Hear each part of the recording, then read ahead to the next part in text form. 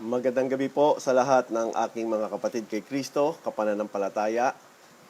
At muli sa panibagong pagkakataon na tayo ay magkasama sa ganitong paraan ng pag-aaral at pagtuturo.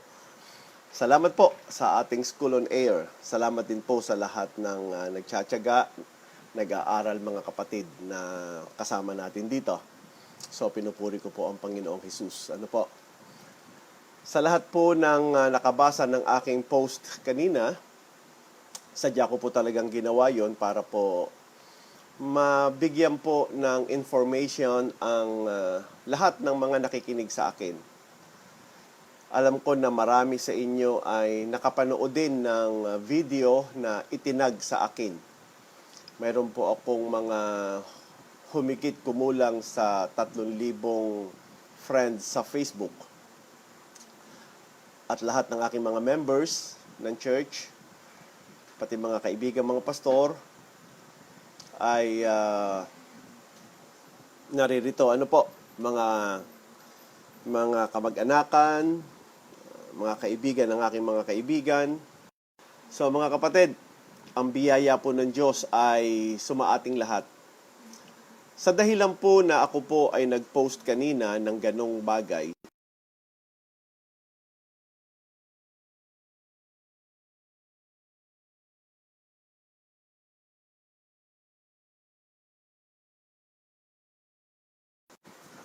ako po'y naalarma sa video na itinag sa akin.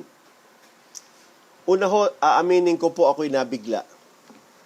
Nabigla in a sense na hindi ko inaasahan na ganun ang aking madidinig. Siguro maging sa aking imahinasyon ay hindi ko po talaga inaasahan. Pero nung mapakinggan ko po, nagkaroon ako ng curiosity, binuksan ko ang video. Pinanood ko po si Pastor Ed Lapis. Yung kanyang video, out of curiosity. At ang kinamangha at ikinagulat ko po ay yung mapakinggan ko po yung kanyang paliwanag patungkol po sa end times at patungkol po sa doktrina na kung ano ang kanyang paniniwala patungkol po sa end times. Tatapatin ko po kayo, hindi ko po inaasahan yon, wala po sa isip ko na gano'n, pero nabigla po ako. Tatotoo pong nabigla ako doon. Ano ha? Bagamat matagal ko na alam ang aral ng preterism, matagal ko na pong alam ang doktrinang yan, pero hindi ko po inaasahan na may mga ilang tao na paniniwalaan yan. Hindi ko po talagang inaasahan yon. At lalong higit sa isang katauhan ng isang kilala at tanyag na lingkod ng Diyos, kilala po siya sa multimedia, kilala po siyang pastor, hinahangaan, at sabihin na po nating maraming tao na nakikinig at naniniwala. At yun po yung aking ikinabahala mga kapatid. Yun po yung bagay na naglagay sa aking puso ng pagkabahala. Kasi ang iisipin po ng mga tao dahil tinuro niya, dahil sinabi niya, at mataas yung respeto ng mga tao sa kanya, mataas yung pagtingin ng mga tao sa kanya. So, magkakaroon po ito ng tinatawag nating association. May mga tao po kasi na kapag mataas ang respeto ng kapwa, mataas ang respeto ng tao, kahit mali yung sinasabi, pinaniniwalaan. Kahit po hindi na tama, nagiging kapanipaniwala dahil doon sa kung sino ang nagsabi at kung sino ang nagsalita. Hindi dahil sa kung ano yung sinabi at ano yung paniniwala niya. So, malaking bagay po ang influensya ng authority.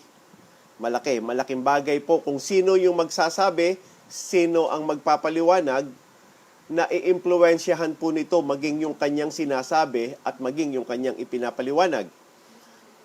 So, dahil alam natin tanyag na yung taong ito, alam natin na kilala na po yan, namangha po ako at nabigla na ganun yung nadinig ko sa kanya, na ganun yung kanyang paniwala. Well, hindi ko sa sinasabing mali, hindi ko agad na sinasabing hindi yon ang sinasabi ng Biblia, Pero ang naramdaman ko po, nung ako'y nakikinig, naramdaman ko yung tungkulin na bilang isang mangangaral din po, bilang isang nag-aaral ng Bible, at bilang isang teacher ng ating School on Air, at bilang isang author na nagsulat din po ng theology book, naramdaman ko po yung obligasyon at responsibilidad na ituro din. At bigyan din po kayo ng pangalawang option ng paliwanag. Upang sa ganun, magkaroon po tayo ng tinatawag nating balanse. Naniniwala po ako mga kapatid na ang mga tagapakinig po sa panahon natin ngayon ay marunong na po silang mag-analyze. Marunong silang bumalanse, marunong silang tumingin base sa mga paliwanag at base sa mga argumento na kanilang pinapakinggan kung sino yung kanilang papanigan. Kung sino yung mas may matimbang na paliwanag. Kasi po, pag kayo po ngayon ay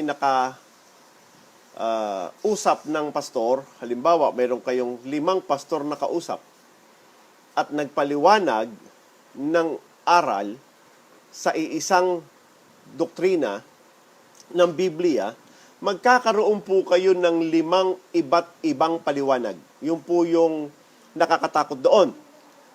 Kaya tuloy sa isang nakikinig, nagkakaroon siya ng kalituhan, sino ba ang aking paniniwalaan? Sino sa 5 ito yung aking pakikinggan? Yung sasabihin ko na malapit sa katotohanan ang kanyang paliwanag. Yun po yung gusto kong mangyari ngayon.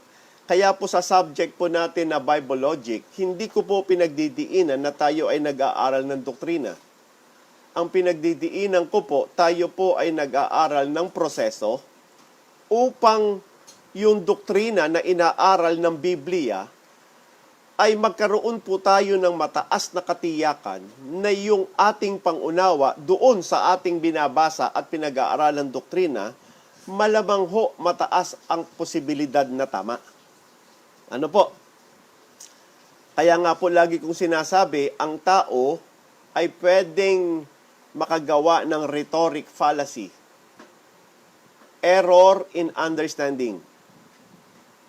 At kapag nagkaroon po tayo ng error in understanding, lahat po ng paliwanag, argumento na pumapaloob doon sa pangunawa natin, mali na rin po. Kasi ang pinakapundasyon ng tamang paliwanag ay naandun po yun sa tamang pangunawa. So, hindi po natin pwedeng asahan ang tamang paliwanag sa maling pangunawa. So, yung pundasyon po ng tamang pag-aaral ay tamang pangunawa. So, ang tamang pangunawa, mga kapatid, ay nakabase po yan sa tamang proseso. Kaya ang laging sinasabi ko po sa Bible Logic lesson po natin, pinapataas natin ang posibilidad na yung ating pagtingin ay tama at pinaliliit natin ang posibilidad na ang ating pagtingin ay mali. We are using the process of Bible logic to give a higher probability of being correct and the lowest probability of being wrong. Okay? So yun yung purpose. Naalala ko, may kausap akong isang pastor din po, hindi ko nababanggitin ang kanyang pangalan. Naniniwala po siya na ang pastor ay merong absolute understanding of the Bible intended meaning. Medyo hindi ko po siya sinisisi ron nung sinabi niya na may kakayanan tayo ng absolute understanding of Bible intended meaning. Siguro sa mga obvious, I can say it's absolute. Pag tinanong mo ako, pastor, yung bang pangunawa mo sa kaligtasan ay absolute? In my own personal study and perspective, yes. Okay? Yes. Sa akin. Kasi obvious ang kaligtasan.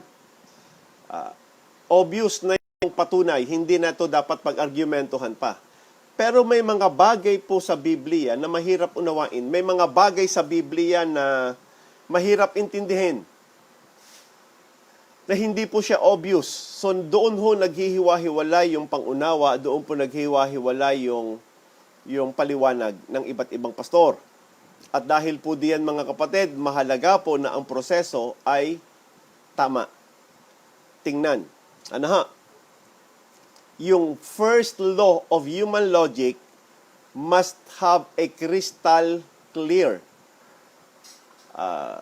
in order for us to make a conclusion. Pag hindi ho crystal clear ang first law, which is the law of identity, hindi lahat po ng ating explanation mali na po. So ngayong gabi mga kapatid, gusto ko lamang pong sagutin yon. Ilang bagay po ang dahilan kung bakit kailangan kong magsalita. Number one, natagpo ako. Ano po? Nabigyan ako, naitagpo ako, at andito po lahat ng mga miyembro ko. At hindi ko po alam kung ilan sa kanila ang nakapakinig, na hindi ko alam na nakinig sila.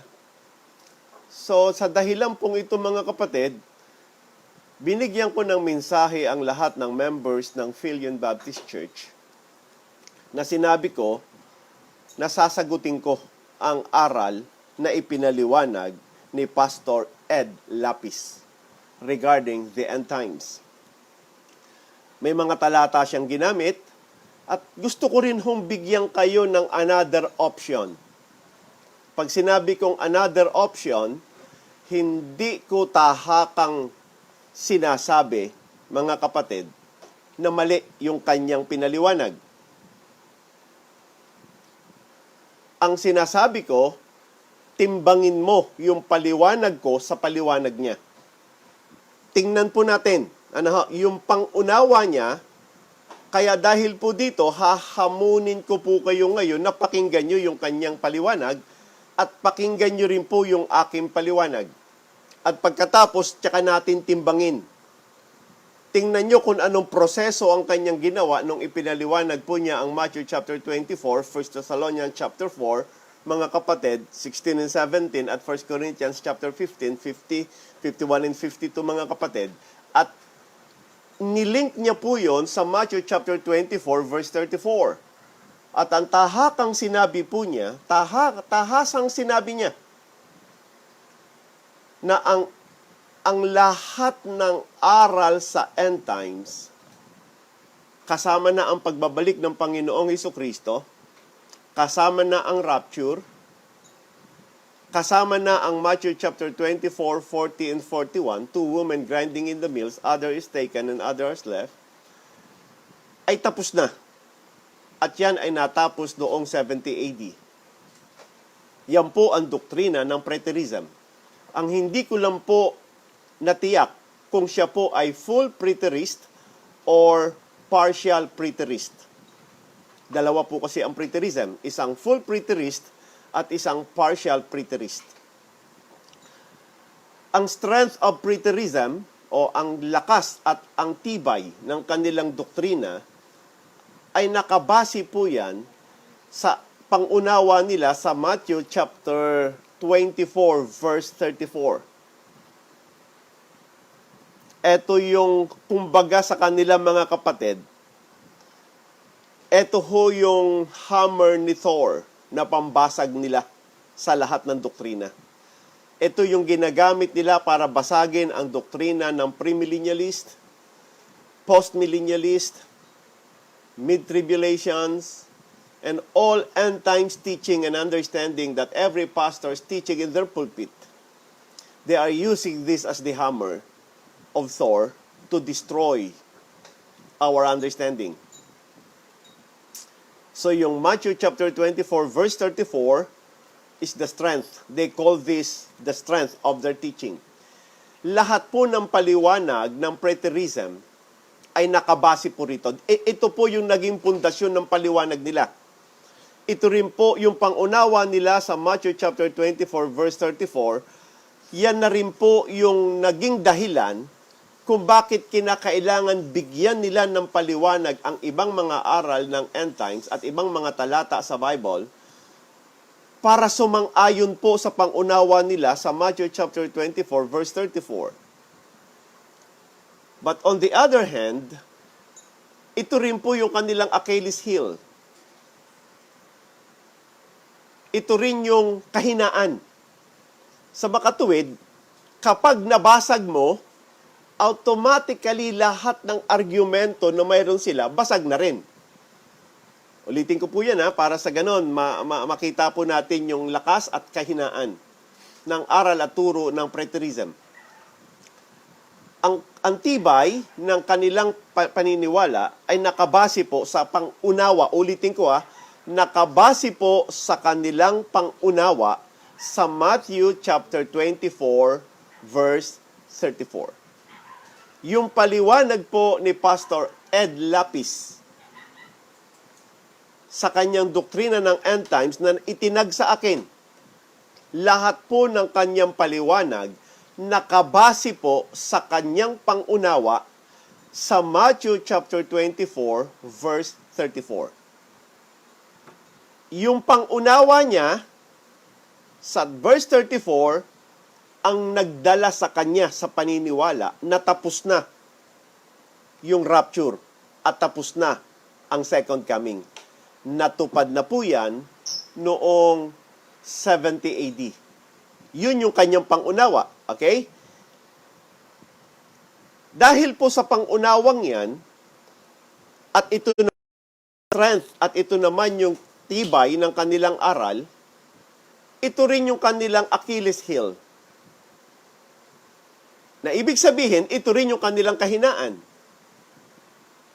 Na kapag nabali mo, nasira mo yung Matthew chapter 24 verse 34, yung kanilang paliwanag at yung kanilang pangunawa, ang lahat ng aral nila nadudurog, nababasag. So, kaya nais ko munang tingnan at ipaliwanag ito. So, gagamitin po natin ngayon ang argumento from major to minor. Ano pong kahulugan nun? Una nating babasagin ang kanilang major arguments. Matthew chapter 24 verse 34. At ang number one, kung kayo po'y magbabasa ng aral ng preterism, at ito po ay ilang ulit binanggit ni Pastor Ed Lapis. Kung pakikinggan niyo po ang kanilang turo, ang kanilang paliwanag, madidinig niyo po yung ganitong salita. Audience relevance. Okay. Ano pong pakahulugan nila doon? The audience relevance refers to that Matthew chapter 24 verse 34 refers to the audience whom Jesus Christ is talking nung banggitin niya ang verse 34. Okay? Yun yung audience relevance. Ina-address niya ito sa kausap niya. Kasi ina-assume po ng preterism, ina-assume po, ang pangunawa po ni Pastor Ed Lapis, ang pangunawa po ng mga preterist, ang kausap dito ng Panginoong Jesucristo ay crowd. Maraming tao. He was referring this to the audience. That is the understanding. Because of that understanding, mga kapatid, and Christ is addressing this to the audience, yun yung tinawag nilang audience relevance. May kausap ang Panginoong Jesucristo nang sabihin niya ito. Now, kukuha po ako ng ilang mga probability. Okay? Pero bago tayo makakuha ng probabilities, kailangan matiyak muna natin yung ilang katotohanang pumapaloob sa talata. Kailangan makita po natin ilang tanong ang gusto kong sagutin ngayon dito. Pinag-aaralan po natin ang subject of preterism. Sinasagot ko po ngayon, mga kapatid, ang paliwanag ni Pastor Ed Lapis. Taahasang sinabi po niya na ang rapture at ang second coming ay tapos na. Natapos daw po iyon noong 70 AD. Yun ang kanyang paliwanag, yun ang kanyang sinabi base sa pangunawa niya sa Matthew chapter 24 verse 34 na ito ay tinukoy sa kanyang mga kausap. Na ang pangunawa niya, dahil ang sinabi ng Matthew 24 verse 34 ay ganito, Verily I say unto you, this generation shall not pass till all these things be fulfilled. Now, sabi ko sa inyo kanina, tingnan ho muna natin ang lahat ng pumapaloob sa talatang 34. Yung tinatawag ho natin dito mga kapatid ay yung given message. Kasi pwede tayo pumasok sa oversion and conversion. Gagamitan ko po siya ng oversion so that makita natin yung another side of the coin. Ang oversion ay ginagamit to see the other side. Ang tawag po doon ay pinupuntahan natin yung probability of the statement. Pero right now, pupuntahan muna natin yung sinabi ng statement. Kasi meron po yung tinatawag kaming consequent probability. That is the indirect message of verse 34. The direct message is simple. This generation shall not pass till all these things be fulfilled. Puntahan natin yung salitang these things. Till all these things be fulfilled. Obvious po yun. Ang tinukoy po niya roon ay simula sa verse 4, okay, hanggang verse 33. Lahat ng naka-enumerate sa Matthew chapter 24, starting from verse 4 up to verse 33, hindi mangyayari. Okay? Hanggat, sabi niya, hindi matutupad, ulitin ko. Lahat ng sinabi niya sa verses 4 to 33, sabi niya, ay matutupad, okay, nang hindi pa natatapos ang henerasyong ito. Ulitin ko, ha? Lahat ng binanggit mula verse 4 hanggang verse 3, matutupad nang hindi pa lumilipas ang henerasyong ito.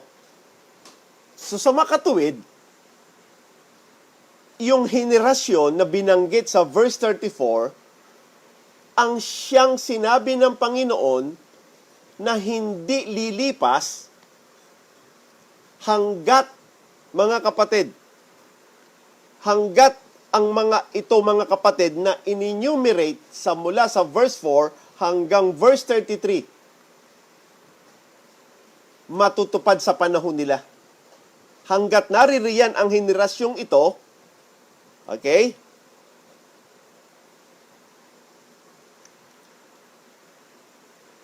matutupad ito. So, hanggat buhay pa yung isa sa kanila, kailangan mangyari ito within the lifespan of this generation. Okay? Pag natapos na ang henerasyong ito, yung ibig sabihin nun, natupad na rin ito.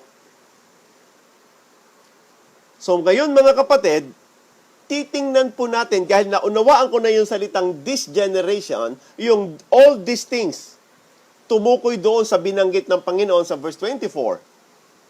Okay, ang question na lamang ay ganito. Sino ang this generation? Sino ang pinapatungkulan at kanino tinutukoy ng Panginoon ang this generation? Ang pangunawa po ng lahat ng preterist ay sa audience. He was referring to the audience. Kaya ang ginagamit nilang terminology ay audience relevance. So dapat, kung sino yung kausap, sa kanya ito tinutukoy. So ang assumption po, base sa pangunawa ni Pastor Ed Lapis, base sa kanyang paliwanag na aking napakinggan, ang kausap ng Panginoon dito ay crowd. Maraming tao. Okay, so yun yung kanyang pangunawa roon. Gusto ho nating tiyakin. Kasi kung audience relevance, yung ating unang titingnan, ang unang tanong, Nung sinabi ba ng Panginoon ang verse 34 ng Matthew chapter 24, sino ang kausap niya? Now, yun ang mahalaga rito. Kailangan mayroon tayong talata na papatunayan kanino niya binanggit ito. Sa mga oras na siya ay nagsasalita, mula verse 4 hanggang verse 34, sino ang kausap niya? In order for us to understand the audience relevance. Okay? So maliwanag po yun. Kaya yun ang isa nating tutuklasin ngayon. Titingnan po natin kung tama yung paliwanag at tama yung pangunawa at tama yung argumento ng audience relevance. Dahil malaki ho ang porsyento nun. Para sa ganon, maging mas maliwanag sa atin if the audience relevance is correct. If, hypothetical again, walang audience, hindi ganun karami. Sa makatuwid, panibagong question, kanino niya ito pinapatungkol? Dapat meron pa tayong isa pang ebidensya na maliwanag na yung salitang this generation may pinapatungkulan siya. Okay, so may ibibigay ako sa inyo mamaya na isa pang relevance. Hindi siya audience. Pero sa ngayon, tingnan po natin muna. Hanapin natin sino ang kausap ng Panginoong Hesukristo nung sambitin niya ang Matthew chapter 24, verse 34. Palagay na natin simula verse 1 hanggang verse 34. O sabihin na natin, buong chapter ng verse 30, ng 24, sino ang pinagsasabihan niya? Kanino niya ito sinasabi? Okay, puntahan natin ngayon mga kapatid, yung verse 1. Para sa ganon, maintindihan natin. Ang sabi sa verse 1 ay ganito, and Jesus went out. Now, I want you to understand this. Why is it sinabi doon, and Jesus went out? Saan pumatungkol yung went out? And departed from the temple. Okay, gusto kong sagutin yung unang tanong sa verse 1, kasi dito, maiintindihan ko anong nangyayari. Gusto kong imagine natin during this time. Ano yung nangyayari? Bakit siya nag-went out? Kanino siya nag-went out? Buksan niyo po yung chapter 23 of Matthew chapter 24. Okay? Ang chapter 24 ay karugtong, mga kapatid, na kwento ng Matthew chapter 24. Ang chapter 23 of Matthew at chapter 24, magkarugtong po sila. Iisang kwento po sila. Makikita niyo po na sa chapter 23, may kausap si Kristong multitude. Para maintindihan niyo bakit yung chapter 24 verse 1 nagsimula sa went out. Let me see that Hindi kasi natin maunawaan bakit yung chapter 24 verse 1 of Matthew chapter 24 verse 1, ang simula, and Jesus went out. So ang question, saan siya nag-went out? So tingnan nyo ngayon ang chapter 23. Kasi sa chapter 23 verse 1, may kausap siya. At ang sabi rito, then spake Jesus to the multitude and to his disciples. So ang kausap ng Panginoon nung mga oras na yon, multitude and his disciples. Pangalawang tanong, ano ang pinag-uusapan? Ano yung sinasabi ng Diyos sa multitude sa chapter 23? Ang sinasagot ko po, bakit nagsimula ang Matthew chapter 24 sa went out? And Jesus went out. Para makita natin, kasi bago siya nag-went out, may kausap siyang multitude sa chapter 23 verse 1. Kasama ang kanyang mga disciples. Tinuturuan niya ang multitudes. At ang itinuturo niya ay yung verse 2, 23. Saying, the scribes and the Pharisees sit in Moses' seat. Mula verse 2 hanggang kaduluduluhan ng verse 39. tinuturuan ng Diyos ni Kristo ang multitude kasama ang kanyang mga disciples about scribes and Pharisees. So the subject of discussion of the chapter 23 of Matthew is the scribes and Pharisees. But he was talking to the multitude, the mixed crowd with his disciples. After Matthew chapter 23 hanggang verse 39, kausap niya multitude. Pagdating ng 24 verse 1, now ulitin ko po ito I am referring to the argumentation of Pastor Ed Lapis and all preterists who are using the argument of audience relevance. Sino yung kausap nila ng sambitin this generation? Ang sabi nila multitude. Is that the right understanding? Okay. Kausap niya ang multitude sa verse chapter 23. Pero pagdating sa chapter 24, ang sabi ng verse 1, and Jesus went out. Anong went out? He went out of the multitude. Umalis siya.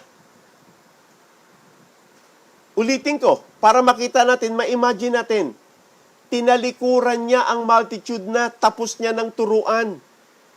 Ang ginawa niya sa chapter 24 verse 1, umalis siya. So ngayon, nai-imagine na natin, bagamat andyan yung multitude, pero hindi niya nakausap. Okay. And departed from the temple. So pumunta na siya sa templo. Ang tanong, sinundan ba siya ng multitude? Walang binanggit sa verse 24. Walang sinabi. Pero ang maliwanag dito sa verse 24, and Jesus went out. Refers to chapter 23 verse 1 as he was talking to the multitude. Okay? Departed from the temple, and his disciples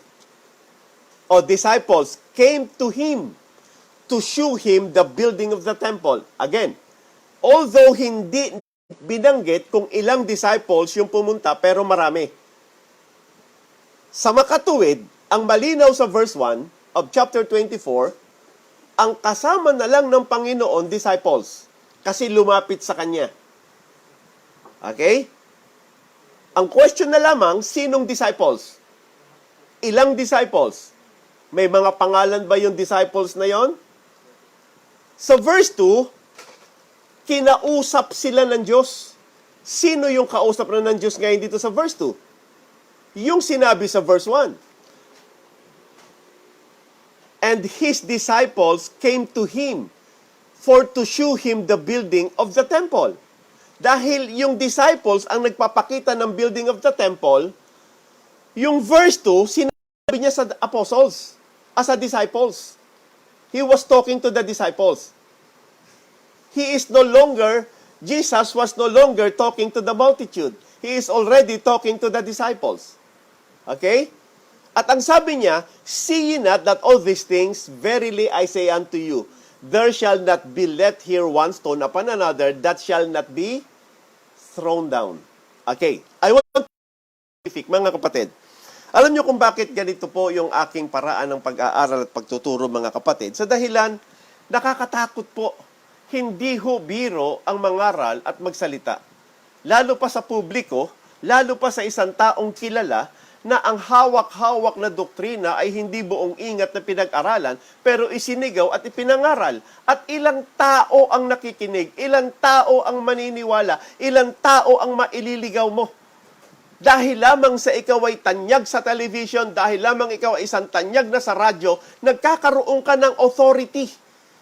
Na para bagang yung aral at yung paliwanag mo yung tama. Yung po yung nakakapangamba, yung po yung nakakatakot. At ang lahat ba ng lalabas sa bibig mo ay siyang masasabi nating aral na itinuturo ng Biblia? The audience relevance here is simple. Jesus Christ was not talking to the multitude. He was talking to the disciples. Now, let's be very specific. Kasi hindi binanggit sa Matthew chapter 24 kung ilang disciples. Hindi sinabi kung 12, hindi sinabi kung 9. Wala tayong ka-idea kung ilang disciples at sino-sino ito. kasi hindi nakastipulate sa Matthew chapter 24. Pero ang maganda, Matthew, Mark, Luke, and John ay synoptic gospel. Ang ibig sabihin, halos may iisa silang sinabi. Na kung may sinabi si Matthew sa chapter 24, mayroon din sinabi si Mark at mayroon din sinabi si Luke. At ang maganda rito mga kapatid, minsan hindi na isulat ni Matthew kung sino yung disciples, pwedeng na isulat ni Luke at na isulat ni Mark kung sino yon. So hahanapin ngayon natin sa synoptic gospel kung may binanggit na pangalan yung disciples na ito na binanggit naman ni Matthew na nakasulat sa Matthew chapter 24. Bubuksan natin ngayon ang Mark chapter 13 verse 3. Dito malalaman natin kung sino-sino yung disciples at ilan sila. Kasi importante hong data yon. Para malaman natin sino yung kausap ng Diyos, ng Panginoong Hesus sa Matthew chapter 24. Kasi sila ang audience relevance. Sa kanila kinikwento ng Panginoong Hesukristo ang buong Matthew chapter 24. Pero nung magsimula ang 24 sa salitang "and Jesus went out," refers to the multitude. Iniwan niya ang multitude. So he was no longer talking to the multitude. Sa book of Mark, chapter 13, ang sinasagot ko palang mga kapatid ay audience relevance. Dahil ang pangunawa ng mga preterist dito, ina-address ito ng Panginoong Hesukristo sa audience, kung sino kausap niya. So dapat alamin natin, dapat kilalanin natin, at dapat maunawaan natin. We need to support this with evidence from the Bible. Ang assumption ng preterism, multitude, ang kausap niya rito. The fact, kung mapapatunayan natin ngayon na mali na yung kanilang pagtingin, na sa multitude niya ito sinasabi, magkakaroon na po ng question sa mga susunod na paliwanag nila. How can I believe an explanation with a wrong understanding? Alam mo sa korte, kapag napatunayan lang na mali ang isa, bumababa na argumento mo. Kapag doon pa lang sa pangunawa kung kanino ito sinabi, mali na ang pangunawa mo, paano ko papaniniwalaan yung ibang paliwanag mo? Dahil kapag nag-start ka na sa mistake ng rhetoric fallacy, all explanation and all argumentation is already wrong. Kasi ang pagkakamali mo ay rhetoric fallacy na, maling pangunawa. Kapag sa pangunawa ka nagkamali, wala kang paliwanag na magiging tama. Kasi ibabase mo ang paliwanag mo sa pangunawa mo. So, ang buong linaw natin titingnan ngayon kung sino yung kausap niya. Para sa ganun mga kapatid, maintindihan natin yung audience relevance. Okay? Verse 3 of Book of Mark, chapter 13. Dito, titingnan po natin sino yung disciples na lumapit kay Kristo at kinausap niya. Sa Book of Mark, ito ang sabi, "And as he sat upon the Mount of Olives over against the temple." So, nalaman natin, okay? Kasi yung Mount Olives hindi binanggit doon sa Matthew 24, ang binanggit doon yung temple. Pero dito nakita natin, ang sinabi, "And as he sat upon the Mount of Olives over against the temple," Peter and James and John and Andrew asked him privately. Verse 4, "Tell us, when shall these things be? And what shall be the sign when all these things shall be fulfilled?" So naging mas maliwanag ngayon, hindi 12 disciples ang kausap niya. Ang kausap lamang dito ng Panginoong Hesukristo sa Matthew chapter 24, na ito naman ay ipinakita ni Mark chapter 13 verse 3, 4 lamang na disciples. Sila ang audience ng Panginoon. Sila yung kausap. Sa kanila sinasabi ang buong Matthew chapter 24. So maliwanag ngayon, hindi po sa multitude. Kasi yung multitude nasa chapter 23. Pagkatapos magpaliwanag ng Panginoon regarding scribes and Pharisees in Matthew chapter 23, sinimulan ang chapter 24 and Jesus went out. Umalis. Sinundan siya ng mga disciples. At ang sabi rito mga kapatid, pumunta siya sa temple. Ang sabi ni Matthew, he sat upon the Mount of Olives over against the temple.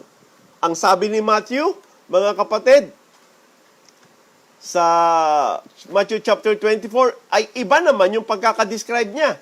But they are referring to the same, situation. Verse 1. Ito naman ang sinabi ni Matthew, and Jesus went out, referring to verse chapter 23, and departed from the temple.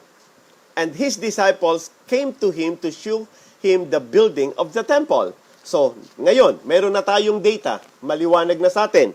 Yung tanong na, bakit siya sinabing nag-went out? Kasi sa chapter 23, may kausap siyang multitude, kasama ang kanyang mga disciples.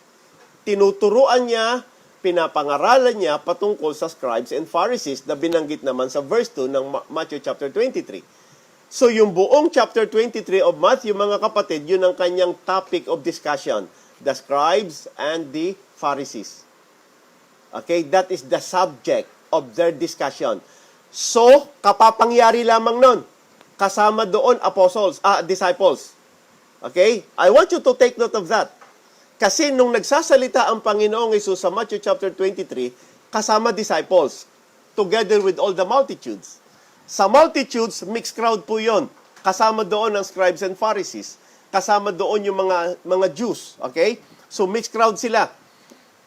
Kasama doon ang disciples. Pero ang topic of discussion po nila roon is what? Scribes and Pharisees. So buong chapter of 23, yun ang topic of discussion. The audience is the multitude and the disciples. But in chapter 24, Jesus went out. Umalis na siya sa crowd, umalis na siya sa multitude, pumunta na siya sa temple, and the disciples followed him. So yun na lang ang kasama niya. At yung lumapit at nagtanong, 4 lang. Si James, si John, si Andrew, at saka si Peter. Sila ngayon yung crowd. Sila ngayon yung kausap ng Panginoong Hesus. Mula verse 2, pansinin nyo na po. At huwag nyong alisin sa isip nyo na ang kinakausap ng Panginoon Hesukristo rito, yung 4 po lamang. Hindi ho multitude. Maling pangunawa na sabihin natin na ina-address ng Panginoon yung verse 34 of Matthew chapter 24 to the multitude. Mali. If they are referring to the audience, that the only audience is James, John, Andrew, and Peter, then is Jesus Christ referring the word this generation to these 4? Or mayroong previous knowledge yung 4 about the word this generation? Kasi kasama sila sa 23 kausap. At yun yung titingnan natin mamaya. But for now, durugin natin ang argumento ng audience relevance. Mula verse 3 hanggang verse 34, hanggang verse 51, ang kausap po ni Kristo, si James, si John, si Andrew, at si Peter. Kaya nung binanggit ng Panginoon yung verse 34, sinasabi niya ito kay James, kay John, kay Andrew, at kay Peter. At ang sabi niya ay ganito. Kay John, ulitin ko, sinabi niya ito kay James, kay John, kay Andrew, at kay Peter, verily I say unto you, sinasabi ko sa iyo, sa inyo, this generation shall not pass till all these things be fulfilled. So since na yung audience relevance is no longer applicable, kasi ang audience niya rito ay si James, John, Andrew, and Peter, this will give us another question. Sino yung pinapatungkulan ni Kristo? Kanino niya ito binabanggit? At sigurado ako hindi niya ito binabanggit kay James, John, Andrew, and Peter. So, sino yung tinukoy niya rito? Okay? Para maintindihan natin, kailangan may background yung apat na ito, kanino niya ito ginamit. Okay. So, gagamit tayo ngayon ng probability. Gagamit tayo ng modus ponens and modus tollens. Dito, we will affirm and we will deny. In order for us to remove yung hindi probable. Kaya sasabi ko yung ating law of Bible logic, ano po yun? The Bible has no contradiction. The Bible is governed by the law of intended meaning. The Bible is superior to human logic, and the Bible is governed by the law of continuity. Lahat po yang kasama. Wala tayong kokontrahin na aral ng Biblia. Hindi ako pwedeng magbigay ng pangunawa sa verse 34 na yung pangunawa ko kokontra naman sa ibang talata ng Biblia. Kailangan sumang-ayon ito sa iisang Biblia. Anumang pangunawang kokontra sa ibang talata ng Biblia, maling pangunawa. Okay? Ngayon, pero kailangan maging klaro sa akin.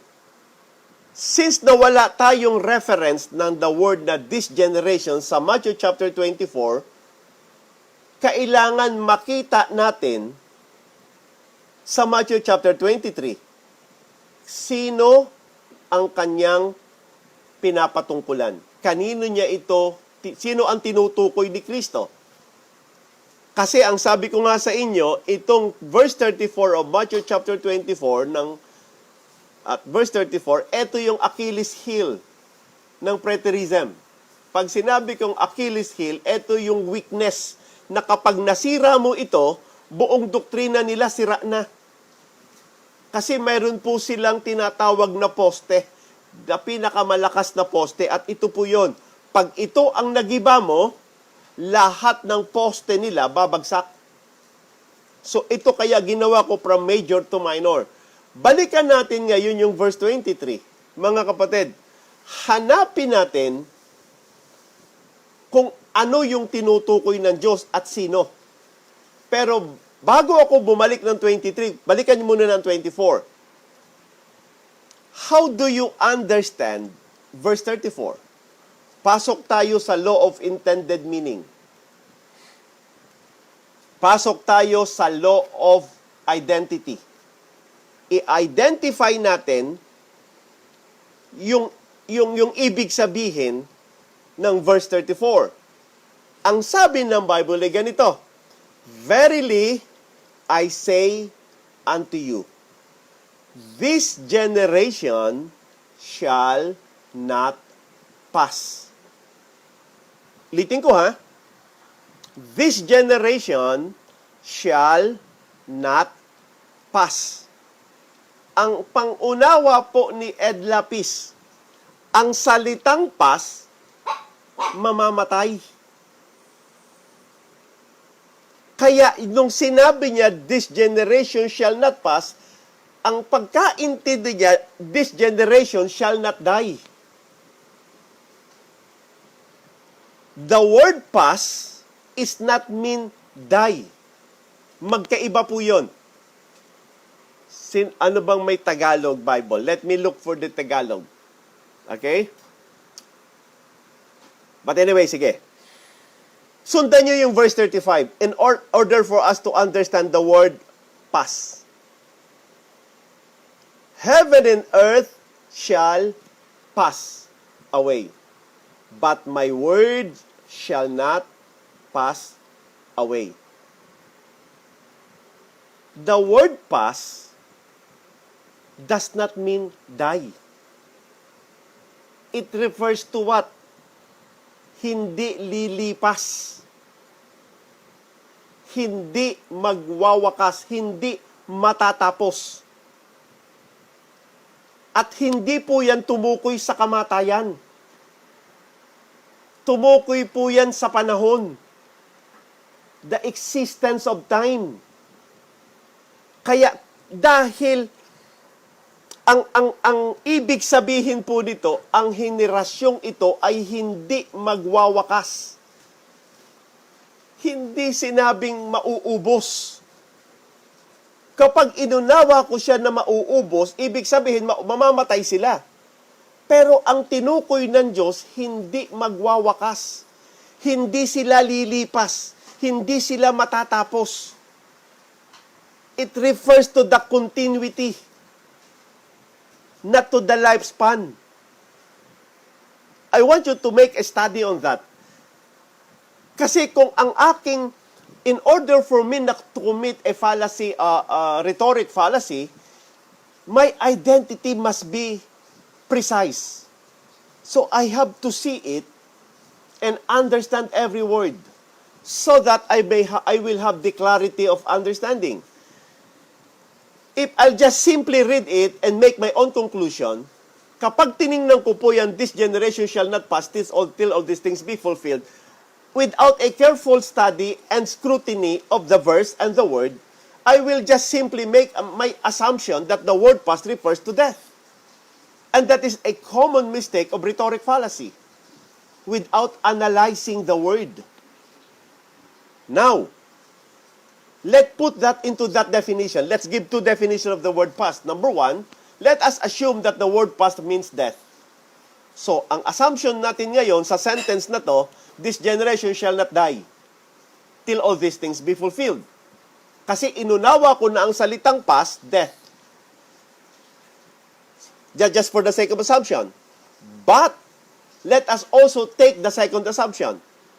This generation shall not pass refers to what? Refers to magwawakas. Refers to continuity. Hindi sila matatapos. Yun yung sinabi. Hanggat hindi natutupad ito. Pag natupad ito, matatapos na sila. Hindi nangangahulugang mamamatay, pero tumutukoy sa kanilang continuity of existence. Not to the ceasing of existence. Okay? Hindi sila mamamatay. So, the two definition, the two understanding, yung una, this generation shall not die. Unang understanding. So, refers po yan sa person. Kasi ang namamatay po tao. If my understanding to the word past not refers to life, but refers to the continuation, such as an office. Okay? So, meaning, ang salitang magwawakas is not death. It's only means stop. Matatapos na sila. These two understanding, titingnan po natin ngayon. Pag inunawa ko itong death, ang una kong iisipin, tumukoy ito sa tao. Kung uunawain ko itong stop, cease, titigil, tumukoy po ito sa office. Pero, mayroon bang ganun sa Bible? If this refers to death, it refers to the audience. That is the audience relevance. Kaya yung lahat ng nagsasabi ng audience relevance has the understanding that the word past refers to death. Because if the word past means death, 100% ang ina-address po rito person. So that is the crowd. But if the word past does not mean death, but rather meaning stop, therefore, it does not refers to the person. It refers to the office. Ano ngayon yun? Hahanapin ko siya na mayroon akong ganong kaisipan, dalawang kaisipan sa isip ko.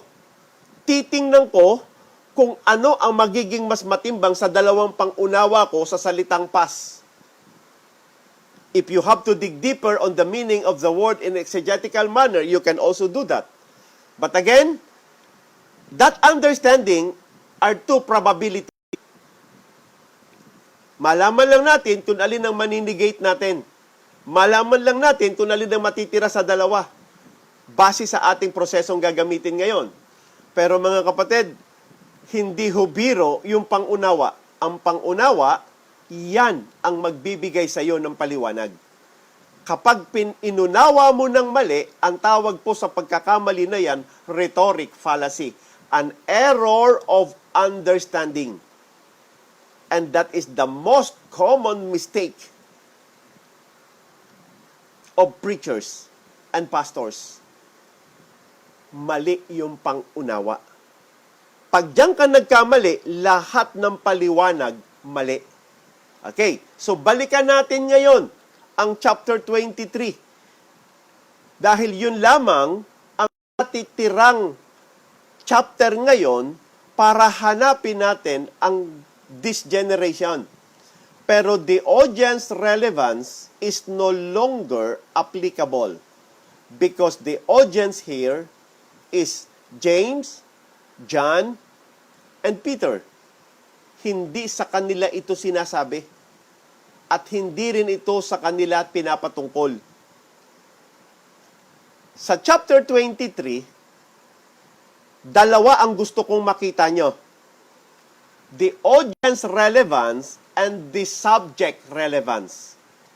Pastor, parang first time ko lang nadinig yun ha. Tama. Ulitin ko ha. Tingnan nyo yung dalawa.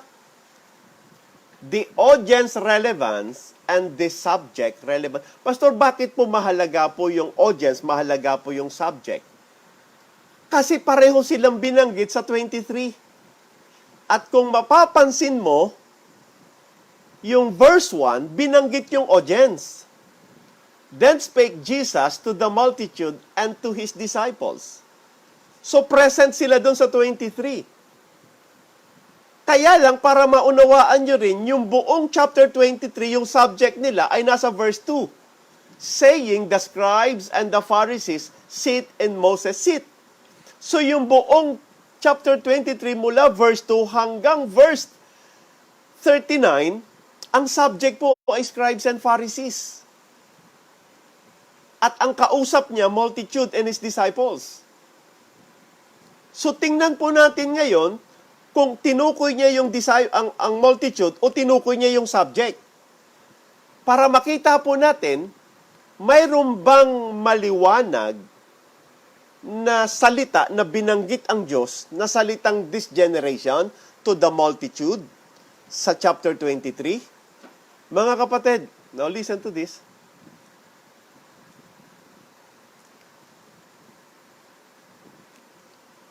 Matthew chapter 23.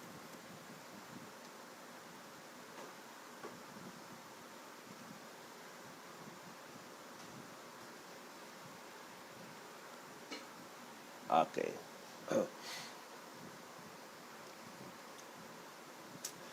Verse 33. Let me ask you this question. Sa verse 33, sino yung tinukoy niya? To whom he was addressing, verse 33 of Matthew chapter 23. Nung sinabi niya, ye serpents, ye generations of vipers, how can ye escape the damnation of hell?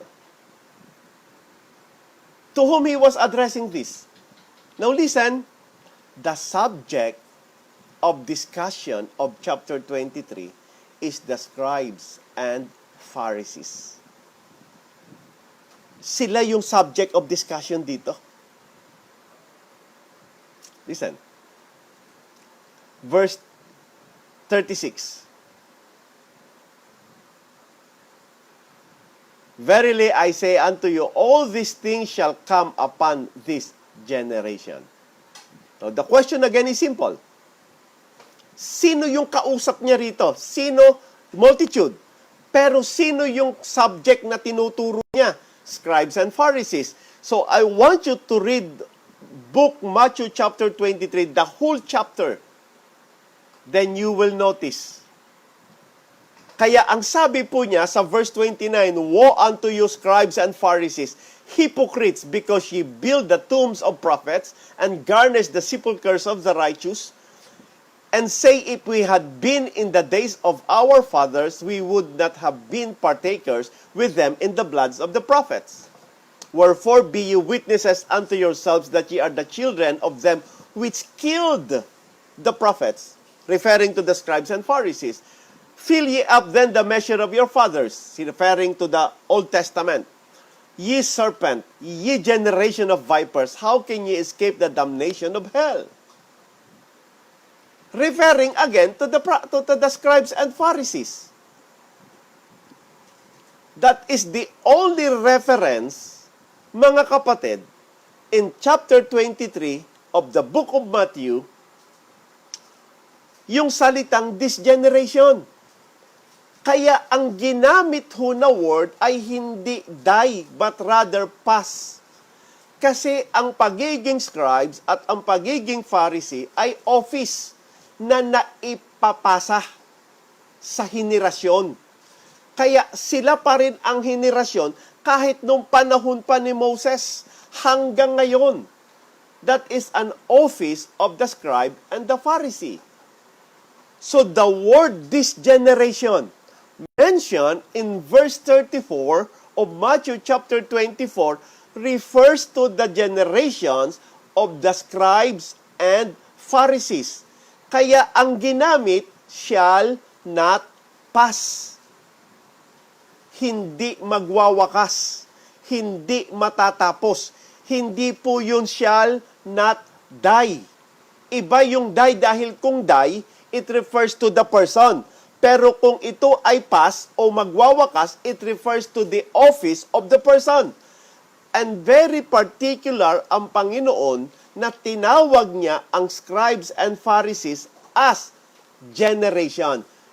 Even from the time of Moses until now. At ang sabi ng Bible, this generation shall not pass.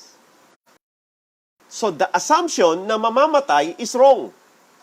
The audience relevance is also wrong. Because Jesus was not talking to the multitude. He was talking to the 4 disciples. So God is not addressing the word this generation to the disciples. He was referring to the word this generation.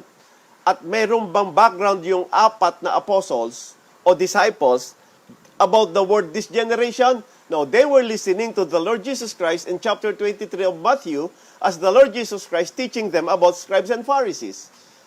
And they heard it clearly when Jesus Christ addressed the scribes and Pharisees, this generation.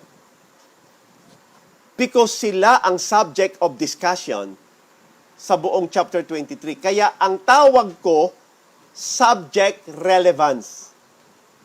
Because the word this generation is the subject of discussion of chapter 23. Before Jesus Christ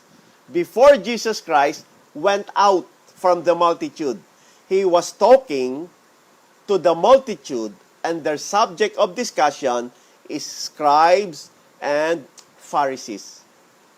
Kaya in order for me to understand Matthew chapter 24 verse 34, it's no longer audience relevance. It is the subject relevance. Referring to chapter 23. Not the multitude. Wala hong kinalaman ng multitude dito. Ang chapter 23 at chapter 24, mga kapatid, kung mapapansin nyo, magkarugtong na kwento. Okay, another thing, para makita po natin. So gusto ko lang ipakita na yung pangunawa mali. Hindi ho dapat unawain ito na mamamatay.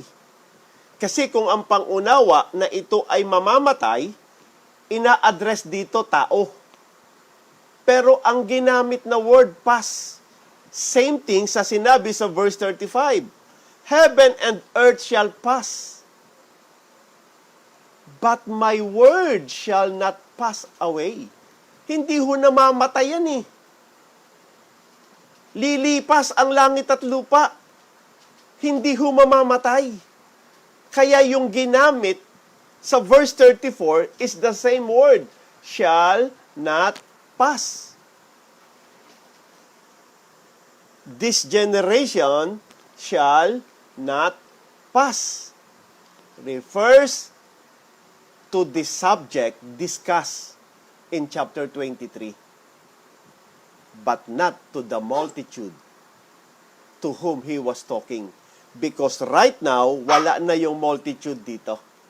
Hindi niya nakausap. Ang kausap na lamang niya si James, John, Andrew, and Peter. Another thing, binanggit po ni Ed Lapis ang 40 and 41.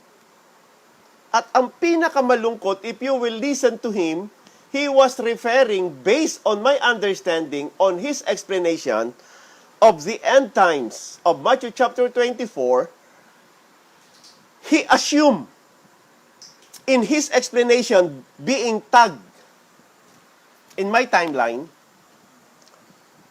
na yung Matthew 24, 40 and 41 are saved. Kaya binanggit niya si Apostle Paul was caught up into the third heaven. Binanggit niya yung mga tao sa Bible na kinuha. Okay? Pero yung binanggit niya mga ligtas, si Apostle Paul ligtas. So, ang assumption niya sa 40 and 41, saved. Mga kapatid, ipinaliwanag ko po ito. At maliwanag po ang Bible. Sa verse 37 hanggang verse 41, kung ano yung sequence ng pagsasalita ng Panginoong Jesucristo. So, titignan po natin yung sequence, yung logic, o yung logical sequence ng kanyang mga premise. Sa verse 37, but as the days of Noah were, so shall the coming of the Son of Man be. Yung katulad ng kapanahon ni Noah. So, kung si Kristo ay dumating na, Panginoong Jesus, ang pagdating niya ay katulad ng panahon ni Noah.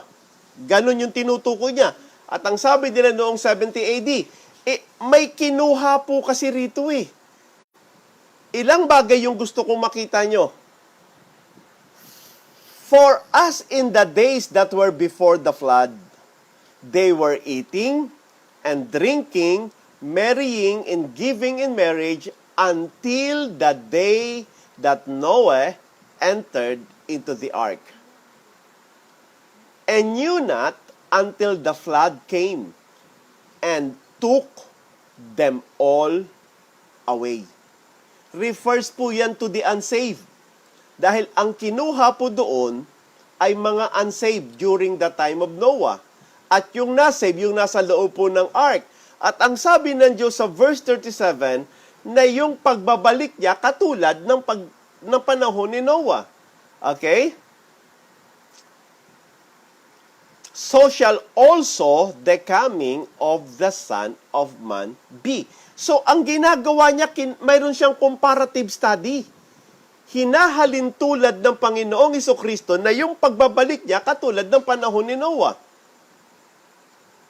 So, kung ganun nga, ang kinuha ng panahon ni Noah, unbeliever. Kung katulad, hindi sinabi niyang parang. Katulad ng panahon. Okay?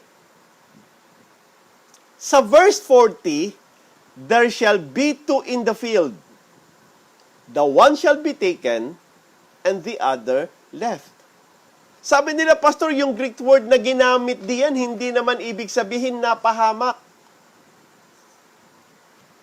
Yun ang tinatawag ko, mga kapatid. Mas mabigat ang logical sequence sa exegesis.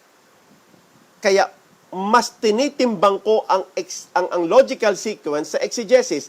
Ipapaliwanag ko yan kung bakit. Kasi meron tinatawag na evolution of words. How the words evolve.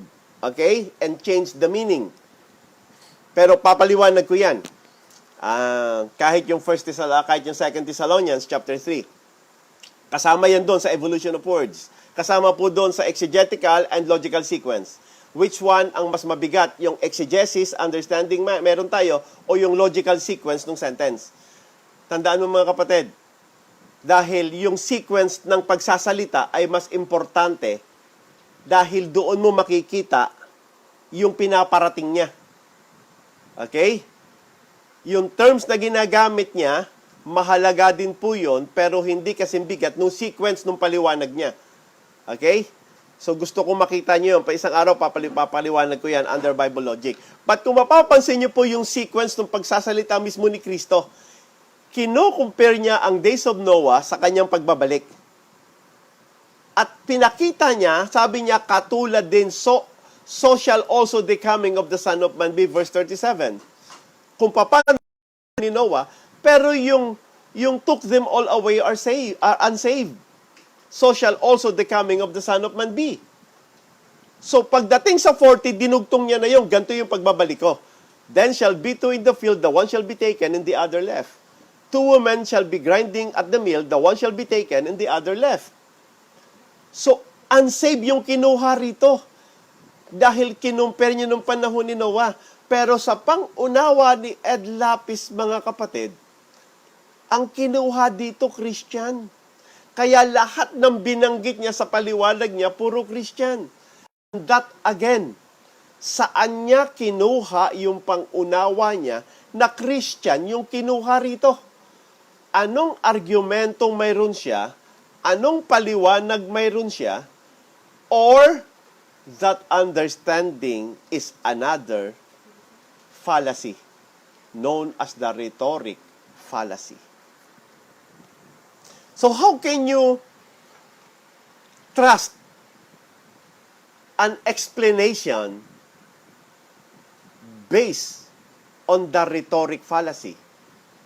Paano ko paniniwalaan o panghahawakan ang paliwanag na nagsimula na po yan sa rhetoric error? Rhetoric error is a big mistake. Kapag nagsimula ka na sa pangunawa na mali, lahat ng paliwanag mo, lahat ng argumento mo, mali. Sample lang ko po kayo. Ginamit po ng mga preterist ang Revelations chapter 1. Tingnan nyo.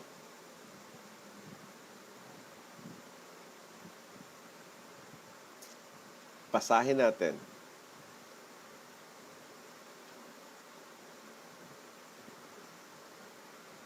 Let me read, saglit.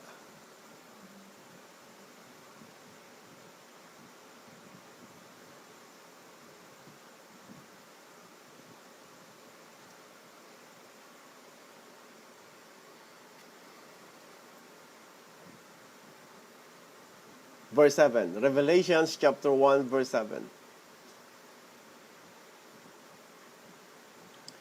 Behold, he cometh with clouds, and everyone shall see him. Now, pinagtutukoy po rito, second coming, Behold, he cometh with clouds. Kasi yan din po yung ginamit sa verse 13 ng Matthew chapter 24. Then ye shall see the sign of the Son of Man coming in the clouds of glory. Sabi rito sa 7, Behold, he cometh with clouds, and every eye shall see him. And they also which pierce him, and all kindreds of the earth shall wail because of him, even so, Amen. Sabi nila, okay, kung si Kristo ay hindi pa bumabalik hanggang ngayon, yung tumusok ng tagiliran ni Kristo, patay na. Ang sabi ng Revelations chapter 1 verse 7, makikita siya maging nung tumusok nung tagiliran niya. Okay? The problem is this. Ang ginamit sa verse 7 of Revelations chapter 1 ay plural. Ang sabi rito, Behold, he cometh with clouds, and everyone, or every eyes, shall see him, and they also which pierce him. Ang nangyari, mga kapatid, sa Bible,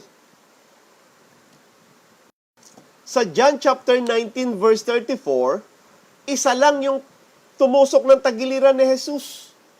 Basahin natin. But one of the soldiers with the spear pierced his side, And forthwith came there out blood and water. Sa aktwal na nangyari, isang sundalo lang po ang tumusok ng tagiliran ni Jesus.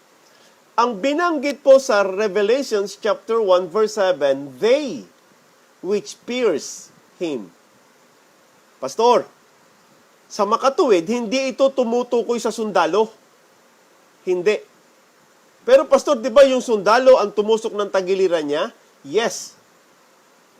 Pero since plural yung tinukoy, ang tinutukoy ng Revelations chapter 1 verse 7 ay doon sa John chapter 19 verse 37. Hindi po yung John chapter 19 verse 34. Hindi po yun. Ang tinutukoy niya ay yung verse 37. Tingnan nyo. Verse 37 ng John chapter 19. Yun yung tinutukoy ng Revelations chapter 1 verse 7. Sila yung makakakita. Hindi yung sundalo. So that again is a wrong understanding. Maling pangunawa yon. Sabi ng verse 37, and again, another scripture saith. Tingnan nyo ha, verse 37. They shall look on him whom they pierce. Sino yun? Sino yung nakatingin sa kanya? They shall look on him whom they pierce. Sila yung tinukoy ng Revelations chapter 1 verse 7. Hindi po yung sundalo. Hindi yon. Kasi yung sundalo patay na. Matagal na po siyang patay. Hindi niya na makikita na babalik pa si Kristo. Kasi hanggang ngayon, hindi pa bumabalik si Kristo. Mali yung pangunawa ni Pastor Ed Lapis na matagal nang bumalik si Kristo. Hindi po ganun yon. Si Kristo po ay hindi pa bumabalik hanggang ngayon. Nangako siyang babalik at mayroong paraan at paano siya babalik. Pero yung pangunawa nila sa Revelations chapter 1 verse 7 na maging yung sundalo na tumusok ng kanyang tagiliran ay makikita siya, mga kapatid, ang tinutukoy ng Revelations chapter 1 verse 7 and John chapter 9 verse 37 ay ang mga Hudyo, the Jews. Kaya ang buong Matthew chapter 24 is for the Jew. Because they shall look on him whom they pierce. Kaya wag maling pag-iisip na makikita siya ng sundalo na tumusok ng tagiliran niya, kaya dapat bumalik na siya noong 70 AD bago pa namatay yung sundalo. That's the most ridiculous explanation I have ever heard in my own theological study. The most ridiculous understanding I have ever heard. At nakakalungkot. Madaling magbasa. Ang mahirap yung umunawa. At pagkatapos ipagsisigawan mo sa pulpito mo, sa maraming tao, yung ganyang pangunawa, nakakalungkot. Ano po? Marami pa po yan. Gusto ko lang, kaya lang, ginamit ko ho mga kapatid, yung major arguments. Mas masarap pong puntiryahin ang Achilles heel. Kasi bakit? Weakness niya po yun. The strength and the weakness of preterism is Matthew 24:34. Yan na yung weakness nila. So mga kapatid, maliho yung pangunawa ni Ed Lapis sa salitang pas. Hindi ho yan death. Hindi ho yan die. Kahit ho basahin nyo ng hindi ho yan die. Kasi kung yan po die, refers po yan sa tao.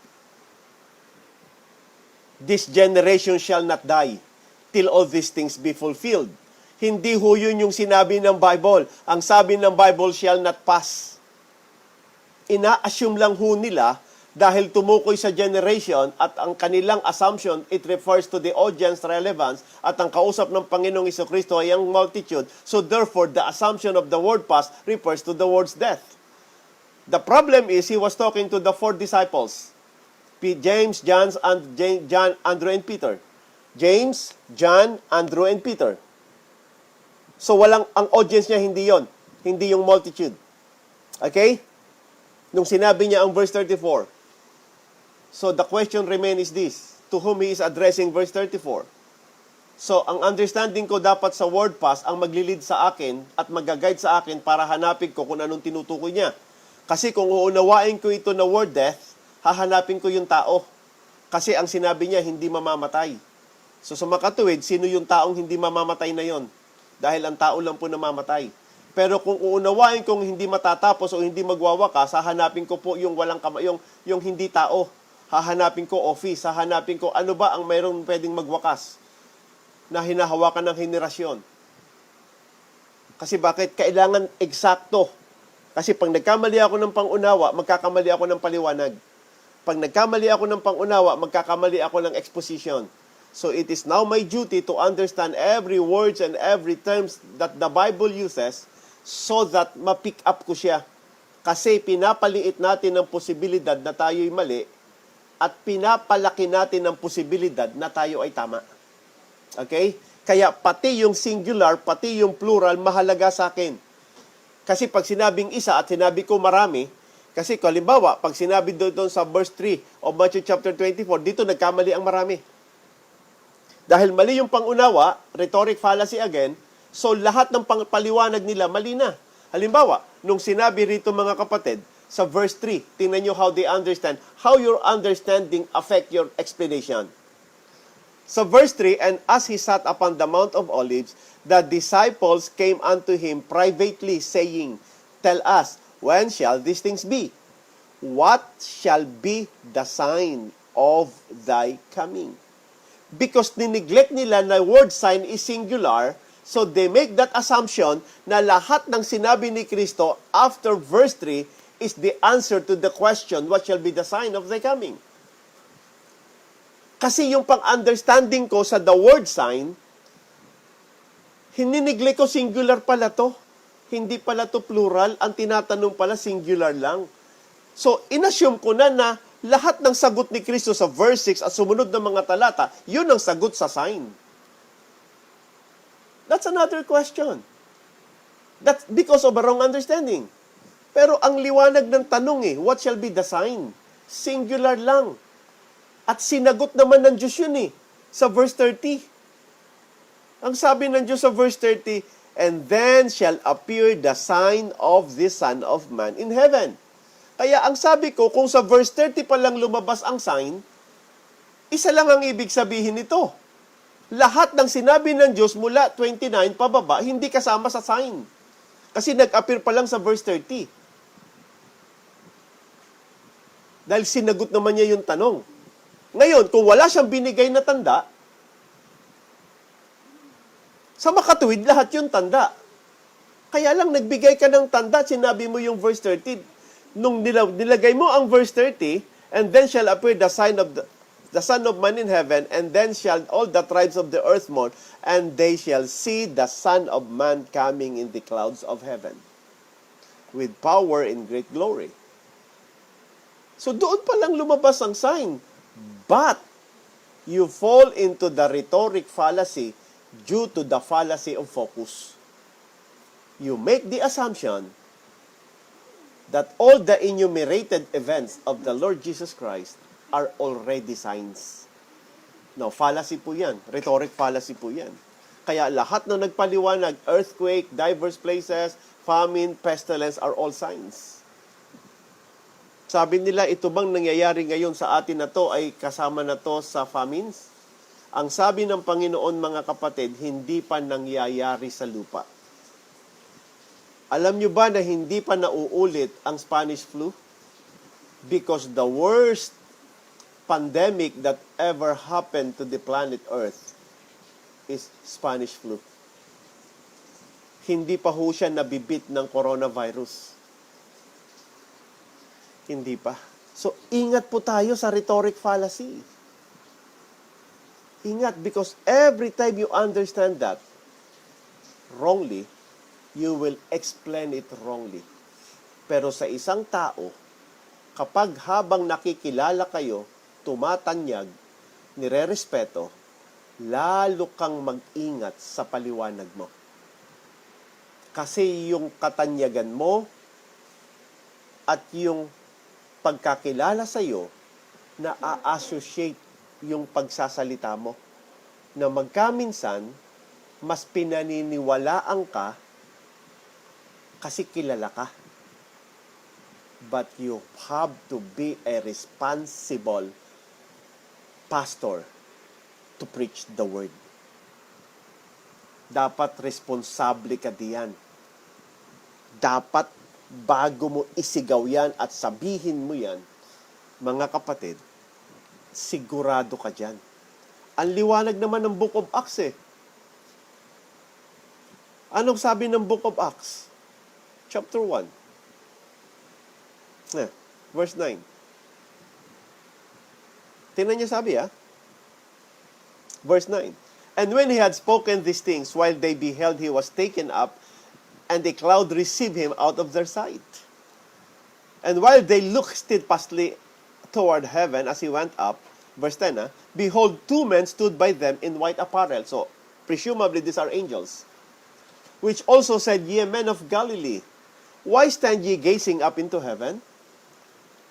This, T-H-I-S, this shall so come. Palagay nyo ba yung angels magsisinungaling? Palagay nyo ba yung sinabi nila figurative? Yung Kristong nakita nyong umakyat sa langit ay siya ring Kristong bababa kung paano siya umakyat. Yan, mga kapatid, naputol po yung data natin. Mihingi po ako ng paumanhin.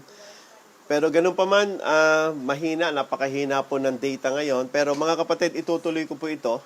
I think I have the moral obligation now to all my members of Philippine Baptist Church. Alam kong napanood nyo, alam kong napakinggan nyo, pero ganun pa man, as a responsible pastor and teacher, nabigyan kayo ng panibagong option ng paliwanag at pangunawa. Mga kapatid, napakadelikado po at napakahirap po na yung pangunawa natin sa talata at sa aral ng Biblia na mali, napakahirap. Kaya mahalaga po sa akin yung process, mahalaga po sa akin yung pamamaraan, paano mag-aaral, paano magpapaliwanag, paano siya sa isang lugar. Yon. Good evening po. Pasensya na po mga kapatid. Medyo napakahina po ng signal. Humihingi po ako ng paumanhin. But I have to stop to continue this lesson tomorrow. Not tomorrow, this coming Monday. But if I have sometimes to continue this week, I will, mga kapatid. I will let you know. Magpo-post po ako, mga kapatid. So, mga kapatid, sana ho, naging yan. Dinil po ang subject of audience. Dinil ko po yung pangunawa to whom this generation is addressed. Pinakita ko yung salitang past, hindi ibig sabihin kamatayan. Ibig sabihin po niyan lilipas.